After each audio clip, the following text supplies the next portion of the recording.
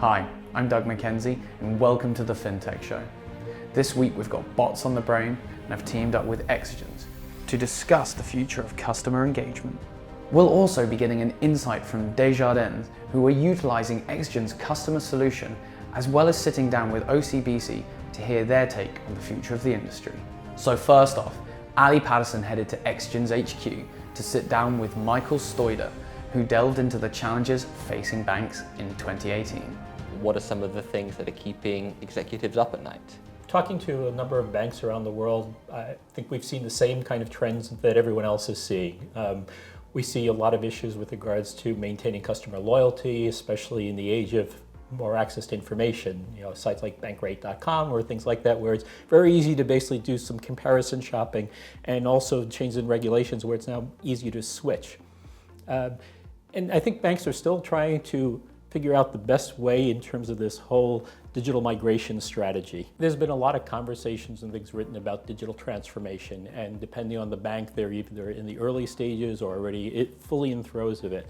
And there's a lot of benefits to it in terms of lowering costs, making it easier for clients to access information, transactions. Pranav Seth from OCBC seemed to share similar sentiments. The whole industry, most of the bankers realize the need for change. They see the customer expectations have moved way ahead in the digital sphere, right? And the question now is, how do all the banks and all the legacy organizations keep up with that pace and yet always stay ahead of all the nimble competitors out there, right? To stay still not just relevant in the services they provide, but also stay relevant in the mind share of the customers. I think that is the challenge. We're humans. We're basically relational based by nature, and when we used to go regularly into a branch, over time we had this very strong relationship growing, trust, loyalty, and when you're not interacting with a human on a regular basis, but only digitally, that tends to go down. And I think the greatest challenge for banks is, how do we take that in-branch experience and provide it digitally? And in fact, that's the core of the problem that we've been looking at addressing and how to help with that. Next, Natalie Leroux from Desjardins talked us through some of the latest digital trends in customer communication. The first one that is most important is customer interaction. It's building either application, web services, informative sites, very easy to use, simple. The same thing with transactions. So it is all the value we can bring in making things very easy to find and to make simple decisions. The second thing is using the data and making sure that we use the information that make us recognize you, proactively give you either advice on how to manage your finance or recognize a pattern that you are going through an event in your life, and then maybe we have information, advice that we can give you that is going to enrich the relationship we have together and make you take the best financial information. So I would say data is a really big source of innovation and transformation in the way we do business at this point. What makes Desjardins unique within the Canadian banking market? Well, Desjardins is a big player in the province of Quebec. It's based in Quebec. It's been here for more than 100 years. It's a cooperative. It's the biggest cooperative financial institution in North America. And what makes it so different is that it is owned by its members. So our clients are members, and as members, naturally within the organization, well, we value the point of view of our members when making decisions on how things are done while servicing them, providing information, selling the best products in their interests. So it makes it a unique organization within the whole Canadian market. Over the last few shows, you've been running a interesting marketing campaign. Can you sort of explain this to me and tell me what it's all about? Sure. It's been an interesting and a fun marketing experiment we've been doing. So at the last 3 shows we've been at, we basically set up a table, not even in our booth, outside of our booth, where we just had this sign. And in front of this sign, so basically free cash, $5. pretty obvious from the sign what it is, but in front of it we had this stack of $5 bills. And the first time we did it, we expected it basically people just walk up, take the $5 and go, because there is no, you don't have to talk to us, you don't have to do anything. And we came with a stack of 200 $5 bills, and we left with most of them. And this happened actually at the second show and the third show, even though we ran different iterations of the experiment. In fact, in many ways, it actually mimicked the experience a bank could go through in terms of trying to sell one of its products. So what do I mean? In that, if I look at the actual rates of engagement and actual conversion rates, they're remarkably similar. So why is that? Well, if I draw an analogy to a typical campaign for a banking product, say a credit card, right? This could be thought of as my banner ad, and people would come to it. And unlike in a banner ad, where I maybe have to do some explanation that it's not obvious what the product is, there is no question in anyone's mind what this is. Right? Everybody knows it, and so there is no explanation of product that's needed. There is no FAQ that's needed for it. Yet most people, when they came up to the sign, looked at it and paused for a moment and then kept walking. And we thought, oh, that's kind of similar to what probably happens on a site, right? They'll look at it, but why is that? Well, it's all about cognitive biases that we have, right? Most people, when we talk to them, and we actually interviewed people after, once they've left, we would literally run to them and say, can we talk to you for 5 minutes? What was going through your mind? And they say, oh, well, I figured there must be a catch, right? It can't be that easy. I'm going to have to talk to somebody. It's not real. After we ran this experiment, we thought a bit in the context of a bank, right? And through a banner ad, and they're not giving away money, but typically we'll see things for credit cards. But they are giving away money potentially, right? I've received credit card offers, I'm sure you have, for sign up for this credit card and you get 65,000 bonus points. That actually has a value. Or open up a bank account and hold it for 3 months and we'll deposit an extra couple $100 in it.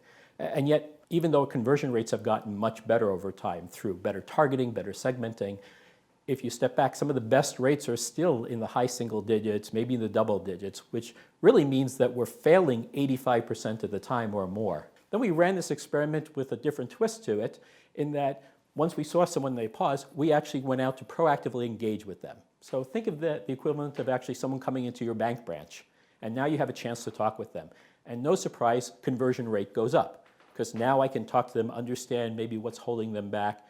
But even then, we still couldn't give 100% of it away. So even then, we still had similar conversion rates that you would find in a bank, you would find, and as I said before, equivalent to online.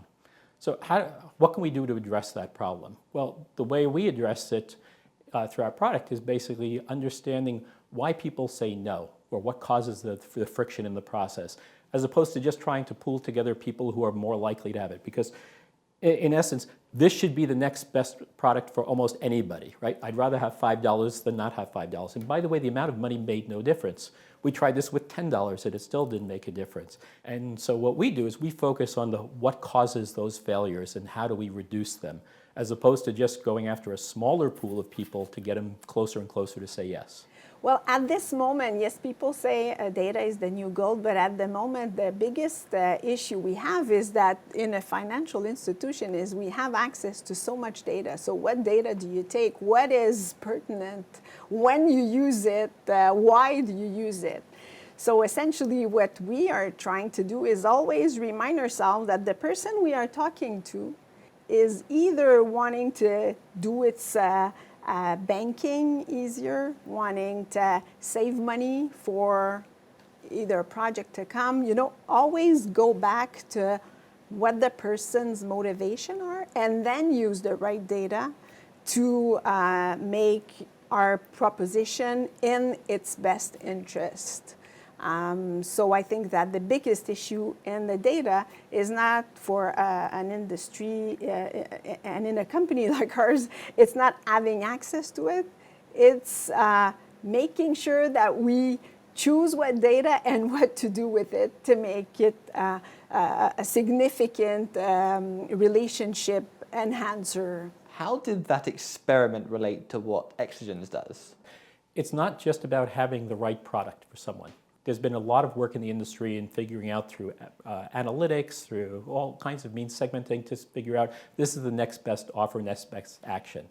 But there's more to that than actually getting someone to purchase or do a conversion. It's about timing, it's about context, and it's all these other things. It's about dealing with the cognitive biases we all have, as I mentioned earlier.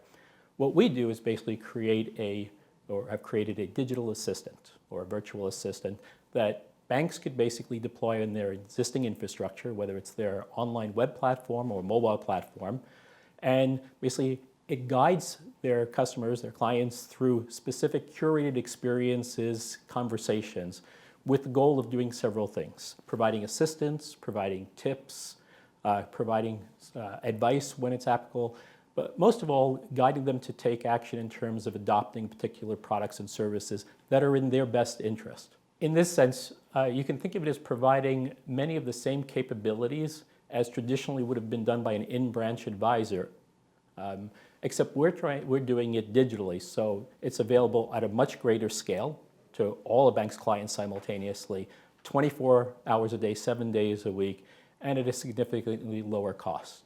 Now, that doesn't replace the need for in-branch advisors at all. No, what it does is actually provide customers with their capabilities when they want it on demand. And also, because of the capabilities and insights from our system, we could actually better provide the in-branch advisor with information so that when they engage with customers, they're going to be better informed. One of the things that's unique about Exigence is, as a fintech company, is sure, we have got great programmers on our staff. We also have, as is common now, people with backgrounds in artificial intelligence, machine learning, but we also have a dedicated group of behavioral economists and psychologists. And that ties back to what I said earlier, which is it's really about understanding human nature and what causes us to take action versus not action. Because what we're trying to do, again, is replicate what as humans we know instinctually, right? When you and I talk, this is the first time we've gotten together. Over time, we're going to learn more about each other, or even during the course of a conversation, we're going to adjust our conversation, we're going to adjust the context to better engage the other person. So when you go in the branch, this happens automatically, instinctively, and with advisors over time, they learn how to better do that.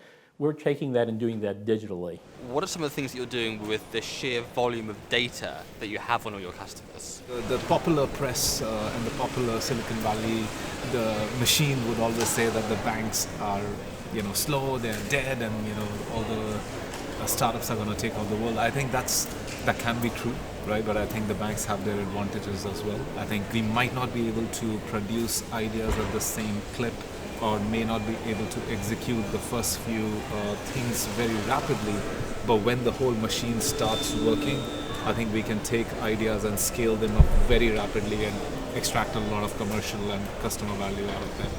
Right, so I think our approach at OCBC is we don't see it as a us versus them debate. For us, it's always been, hey, let's work with us. You want to come and compete with us, we are perfectly fine with that as well. I think we are also in our internal transformation journey, right? So the question is, where the customer goes. But we are more than happy to work with startups and other even big companies who have new ideas to bring them to our customer, to apply it in our markets and bring them to life. I think it's very important that every time we talk to the customer, we make it really, really relevant. Exigence seem confident that they can provide the kind of solutions banks like OCBC can benefit from. So we looked a little closer at the digital personal finance assistant that's already being put to use by Desjardins. Well, Exagens has built this personal assistant. It is using your patterns, your behaviors, your information to be proactive, give you advice. Such advice as you would have in the past years when you would go to your branch whenever once a year you'd see an advisor that would have the time to go over with you all the information and all your behaviors. How does the work that you do with Exigence really bring in that level of empathy and circumstance with the customer? Well, essentially, when you're in contact with the assistant is talking about you. It's saying, hey, Ali, here, you have this amount in your account. It would be interesting for you to consider this and that. We're not trying to push necessarily new products to you, trying to do that cross-selling only to the company's advantage. We are really trying to use your information and see if I had Ali in front of me in my office and I had that type of information, what would I be advising? So, what we make sure of is that you don't have the personal assistant giving you new advices every 5 minutes or every day or every second day. You know, we make sure that when we do it, it's really pertinent and it is in your best interest in your context. What have been some of the advantages of having this as opposed to, say, hiring somebody to always be responding to people as individuals, which is just not practical? Yes. What are some of the advantages of this? We live in a world where people do their banking 24/7 now, so we need to give advice 24/7 whenever it's available and pertinent for you. What sort of impact has it had on your members and clients? Well, actually, I will give you an example. We had this new high savings account that we were launching, and we have more than 37,000 people that opened a new account while it was proposed by the assistant. But mainly, they wouldn't have done it if we didn't propose it to the customer. And in that, we had more than $300 million that were transferred to these high-interest accounts by these clients. So it is an important trend. It can rapidly make a difference in the customer behaviors, and at the same time, it has impact when we launch new products like that. It has huge impact because it takes time to, get your advisors on board and making sure they contact the clients. And so we take the clients where they are and we propose, and we see very high impact. If you weren't using this AI and it was done by regular human beings, do you think you would have hit those sorts of figures so quickly? No, never. In my long experience, I can tell you we wouldn't have had.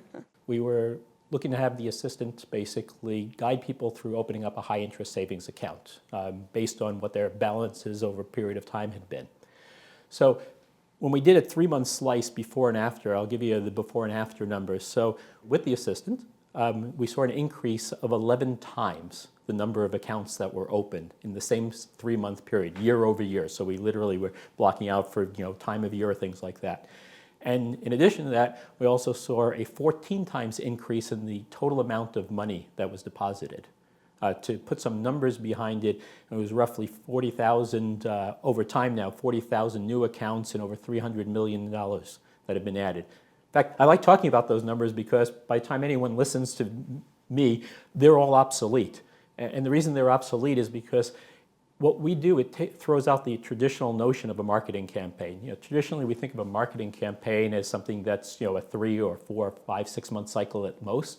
With our system in place, basically, it's always looking for that opportunity, regardless of time. So it might be 9 months later is when it is the time for the right time for that person. And so if you look over time, the results, we don't see this spike and tail. We actually see basically jumping around. And what that's doing is saying it's recognizing that happens to be the right time, the right opportunity for that particular customer. And so this notion of a campaign basically have a defining start and end period goes away. It's rather always looking for that opportunity whenever it might occur. So if someone says no the first time, we're still engaging them. As long as they've engaged, we're learning about them. We're asking some additional questions so that when we come back again, and we will come back again, we'll try it in a different way. Finally, Exigence explained how their solution goes much further than a traditional chatbot. Chatbot has become this kind of catch-all name for a variety of things. For the most part, chatbots, their primary mission is about 2 things. One, I look at it as the natural evolution of technology in banking from the last 50 years, which is take a process that inherently most people don't like doing, banking transactions, we do it because we need to, and making it faster and less painful. The chatbot functionality is about, let me simplify that transaction even further. So for instance, hey chatbot, transfer money from this account to that account, or how much money do I have in my account, right? So instead of me having to type anything, it makes that faster, and that's a great service it provides. The other is it can provide some basic Q&A, right? Because nobody reads an FAQ. So things like, how do I do whatever? That's our primary mission, is really guiding a client to a specific course of action, whether it's adopting a new product or a service that's in their best interests and, quite frankly, in the mutual best interests of the client and the bank. So, for instance, getting a new credit card, right? If you think about it, getting a new credit card is more than just figuring out that this is the right product for you. It's about helping you understand why and in what context. And as I mentioned earlier, this may take a series of weeks or even months to do it, and that's also one of the things that differentiates us. The other thing is that we're proactively engaging. So the chatbot isn't saying, "Hey, hi Ali," although some are actually now getting a little more proactive, but we're also asking questions. We're trying to learn more so that over time, we basically provide a much better experience and we increase our engagements and conversion rates. Can you tell us a little bit about some of the work you're doing with chatbots? I like to claim that we are probably the first organization, first bank that I know who has a really successful, commercially successful chatbot beyond science projects, right? People can dispute, but hell, I'll make my point, right? So last year what we did, we figured out that for chatbots to be commercially successful, to be able to meet the expectations of the customer as well as produce business results, they need to be very narrow. The more you try to boil the ocean with chatbots, the lesser intelligent the artificial intelligence becomes. So with the current state of technology that we've been leveraging, right?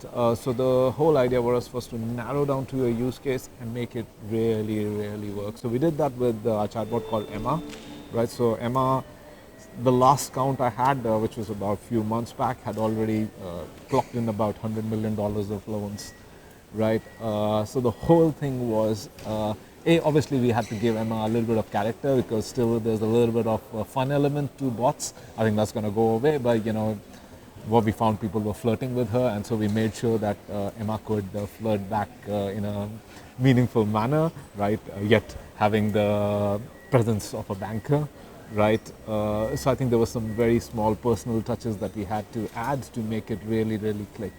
The second thing is knowledge and how deep you get into the knowledge and how deep you get into the different ways, in a multicultural society like Singapore, the questions can be asked. You'll be surprised how simple calculation of how much can I borrow, how many complex variations there are possible with that. So I think by narrowing down the use case, making it very focused and making sure that whether it's personality or knowledge, we hit it out of the park, I think this chatbot became very successful. Now we're taking it to, use case by use case across all of the parts of the bank.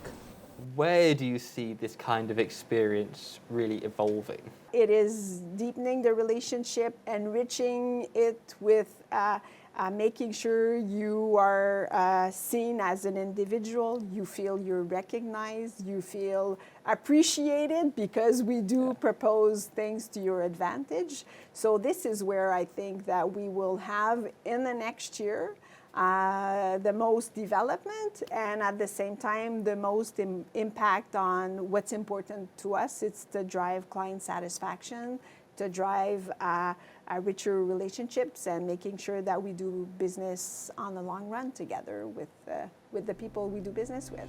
It's refreshing to see so many establishments finally embracing innovation. So for everything fintech, tune into our next show where we'll be looking into the world of payment security.